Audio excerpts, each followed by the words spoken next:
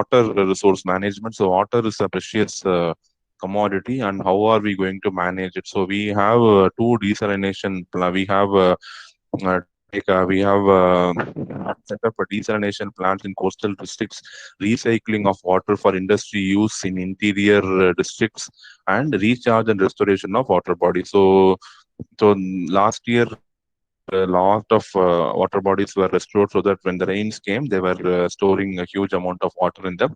So the state launched a treated wastewater reuse policy and was first awarded the best place under National Water Awards. Okay, so government has a combined water supply scheme that applies 148 MLD to nearly 549 industries.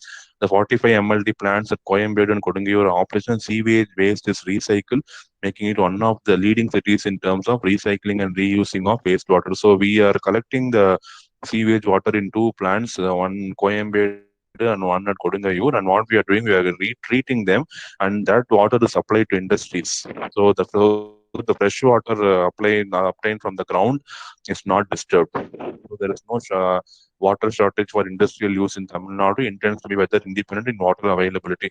So we have 150 MLD desalination plant in MLE, which was established long back. So it is serving to 9 lakh people in the nearby areas, the IT corridor mainly.